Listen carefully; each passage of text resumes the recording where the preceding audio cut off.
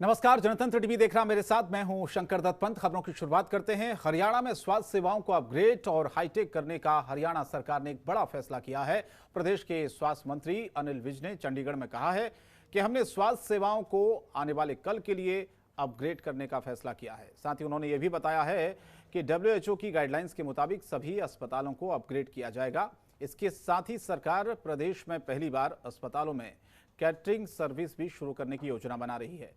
उन्होंने कहा कि सारे अस्पताल PSC लेवल से डिजिटल लेवल तक कनेक्ट होने चाहिए ताकि हर activity DG health, ACS health और ACS मेडिकल एजुकेशन और मेरे डैशबोर्ड पर हो, ताकि हर तरह की एक्टिविटी को मॉनिटर किया जा सके। विज ने बताया कि जो हमारे डॉक्टर, पैरामेडिकल स्टाफ, नर्सें हैं, सभी के रेगुलर ट्रेनिंग प्रोग्राम होने की आवश्यकता है, क्योंकि ज़माना बदलता जा रहा है और नए नए तरीके के इलाज और दवाइयाँ आ रही हैं। इसीलिए डॉक्टर को अपग्रेड करने के लिए हमारे ट्रेनिंग सेंटर में परमानेंट स्टाफ होना चाहिए और सबको रेगुलर ट्रेनिंग दी जानी चाहिए। स्वास्थ्य सेवाओं को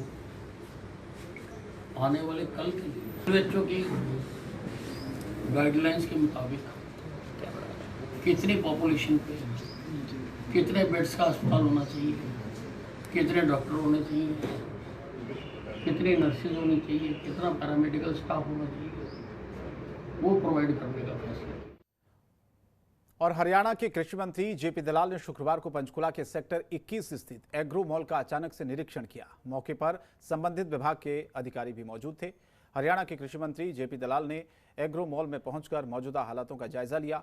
आपको बता दें कि एग्रो मॉल करोड़ों रुपए की लागत से किसानों के लिए कांग्रेस सरकार के समय में बनाया गया था और उसके बाद से ही ये शुरू नहीं हो सका।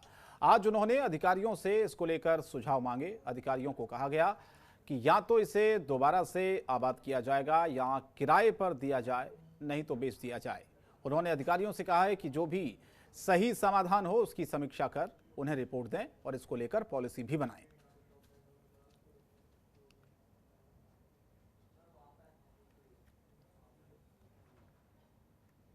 कोरोना संकट के बीच पंजाब की कैप्टन अमरिंदर सिंह सरकार ने निजी अस्पतालों को वैक्सीन बेचने का फैसला वापस ले लिया है। अब पंजाब में निजी अस्पतालों को वैक्सीन नहीं दी जाएगी। विपक्ष की तरफ से हुए हंगामे के बाद सूबे की कांग्रेस सरकार ने यह फैसला वापस लिया है।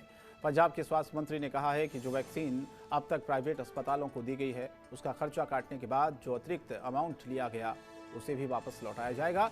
आपको बता दें कि पंजाब में अब तक 48 लाख लोगों को वैक्सीन की डोज दी गई है। इससे पहले विपक्ष के आरोपों पर पंजाब सरकार में स्वास्थ्य मंत्री BS सिद्धू ने कहा था कि वे इसको लेकर जांच बिठाएंगे और निजी तौर पर मामले की जांच करेंगे।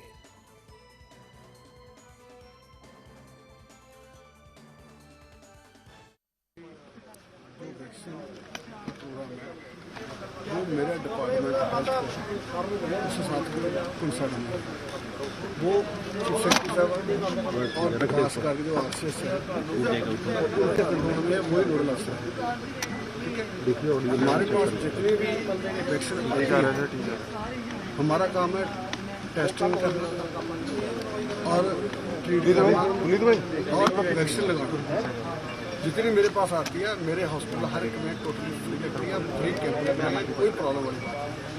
और जो मैंने आज अखबारों में पढ़ा है, जहाँ पर मैंने सुना है, उसके बारे में बकायदा मैं ऑलरेडी जांच के लिए हो गया है कि इसकी प्रॉपर। और कैथल में बीजेपी प्रदेश प्रवक्ता पूर्व बाल कल्याण परिषद के सचिव कृष्ण ढुल ने आपदा प्रबंधन समिति के सदस्यों का हौसला बढ़ाया। जिला बीजेपी कार्यालय में सभी कार्यकर्ता सहयोग करने की बात कही। सरकार की ओर से बनाई गई आपदा प्रबंधन समिति से मदद की गुहार लगाने के लिए स्टेट और जिला स्तर पर हेल्पलाइन नंबर भी जारी किया जाएगा। इसमें केवल कार्यकर्ता ही नहीं बल्कि आम लोग भी सहयोगियों से मदद ले सकते हैं। इसी दौरान बीजेपी प्रदेश प्रवक्ता ने नगरपालिका चुनाव और पंचायती चुनाव को लेकर बयान दिया और कहा कि चुनावों को लेकर सरकार की तैयारियां अंतिम चरण पर है और सरकार अगले 1-2 महीने में चुनाव करा सकती है। उन्होंने कहा कि हरियाणा सरकार ने कोरोना महामारी के दौरान लोगों को राहत देने के लिए चलाई अनेकों योजनाओं का लाभ भी लोगों को मिलेगा। साथ ही बैठक में जिलाध्यक्ष अशोक गुजर और बीजेपी कार्यकर्ता भी मौजूद रहे।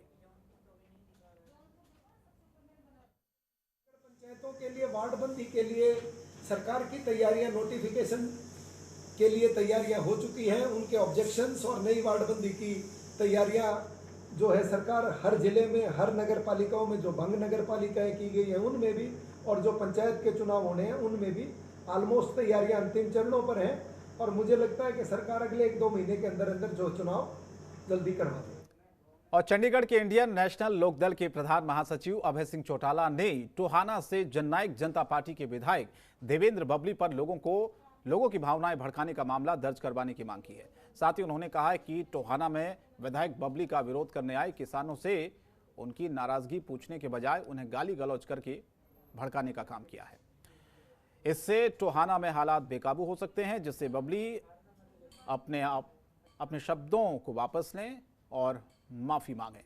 किसानों की तरफ से उन पर मामला दर्ज होना चाहिए। अभय सिंह चौटाला ने कहा कि कई बार हालातों के चलते मजबूर में सख्ती बरतनी पड़ती है, लेकिन किसी को भी अपनी मर्यादाओं को नहीं लांघना चाहिए। जो शख्स अपनी मर्यादा लांघ जाता है वो प्रतिनिधि के बनने के काबिज नहीं होता। चौटाला ने बबली पर आरोप लगाते हुए कहा कि कोरोना वायरस लहर की आड़ में प्रदेश सरकार पंचायत चुनाव से डर कर भाग रही है। उन्हें डर है कि अगर अभी चुनाव हो जाते हैं तो उनका बुरा हाल होने वाला है।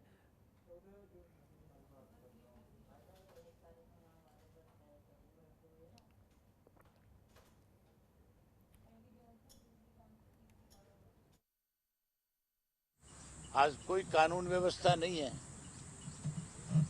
आज भ्रष्टाचार जो चरम सीमा के ऊपर है। आज हर वर्ग की अनदेखी हो रही है। आज कर्मचारी परेशान है, आज व्यापारी परेशान है। किसान तो पिछले 6 महीने से लगातार इन 3 कृषि के काले कानूनों के खिलाफ।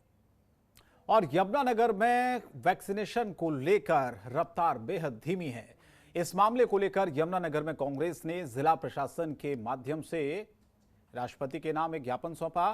कांग्रेस नेताओं ने कहा है कि रोज 1 करोड़ वैक्सीन लगनी चाहिए और जिस स्पीड से सरकार वैक्सीन लगा रही है ऐसे तो 3 साल से भी अधिक समय लग जाएगा। साथ ही कांग्रेस कार्यकर्ताओं ने कहा कि पहले भी जितनी आपदाएं आई हैं हमेशा केंद्र सरकार ने फ्री दवाइयां और वैक्सीन दी है। इसी को लेकर आज राष्ट्रपति के माध्यम से ये मांग की गई है कि 1 करोड़ वैक्सीन रोज लगाई जाए, तभी कोरोना वायरस के इस संक्रमण से लोगों को बचाया जाएगा।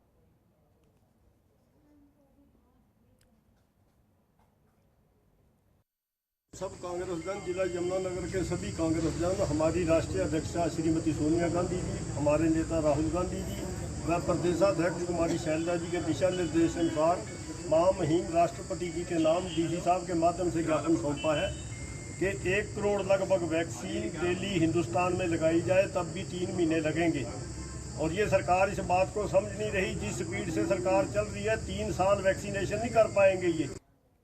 और सिरसा जिला कांग्रेस कमेटी के तत्वाधान में कांग्रेस नेताओं कार्यकर्ताओं ने आम लोगों को कोविड वैक्सीन निःशुल्क लगाने की मांग को लेकर लघु सचिवालय सिरसा में प्रदर्शन किया और सीटीएम को राष्ट्रपति के नाम एक ज्ञापन सौंपा। इस मौके पर कलावाली विधायक शीशपाल और इसके अलावा एलनाबाद के पूर्व विधायक भरत सिंह बेनीवाल, वरिष्ठ कांग्रेस नेता होशियारी लाल शर्मा, जिला कोऑर्डिनेटर सुभाष जोधपुरिया सहित कई कांग्रेस के नेता मौजूद थे।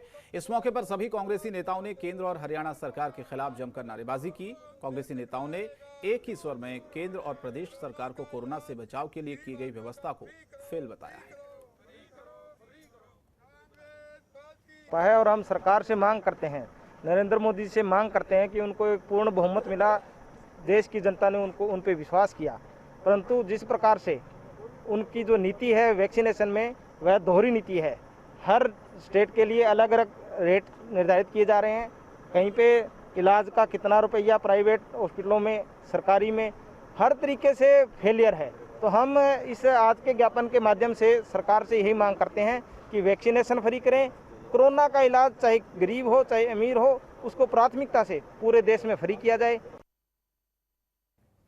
और देश में कोरोना वैक्सीन कछुआ रफ्तार से लगाने से खफा कांग्रेस एकजुट होकर लघु सचिवालय कुरुक्षेत्र पहुंचे और दिग्गज कांग्रेस नेता पूर्व मंत्री अशोक अरोड़ा को अगुवाई में राष्ट्रपति के नाम एक ज्ञापन सौंपा। जहां इस दौरान अशोक अरोड़ा ने कहा है कि महज 3.75% लोगों को ही वैक्सीन की सेकेंड डोज लगी है। इसी के साथ उन्होंने ये भी कहा कि कोरोना महामारी भयंकर तरीके से फैल रही है, इसके लिए सरकार ही दोषी है। उन्होंने कहा सरकार वैक्सीन के नाम पर व्यापार कर रही है। केंद्र सरकार को वैक्सीन 150 रुपये में मिलती है, जो प्रदेश सरकार को 400 रुपये में और निजी तौर पर 600 रुपये में मिलती है। ये एक बड़ा अपराध है। उन्होंने राष्ट्रपति से मांग की है कि वे अपने प्रभाव का इस्तेमाल कर वैक्सीनेशन अभियान को तेज करें।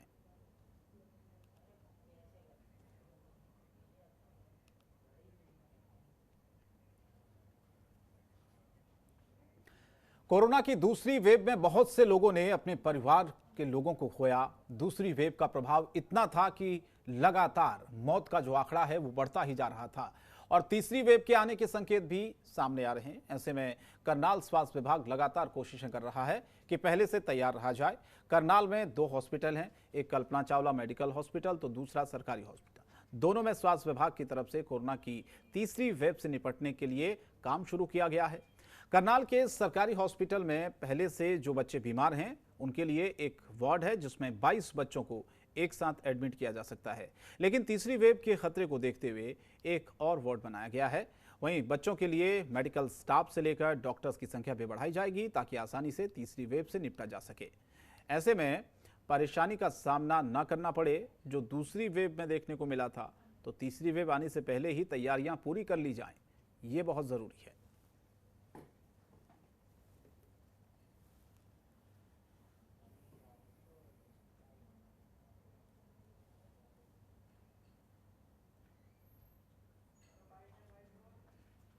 तैयारी होनी चाहिए।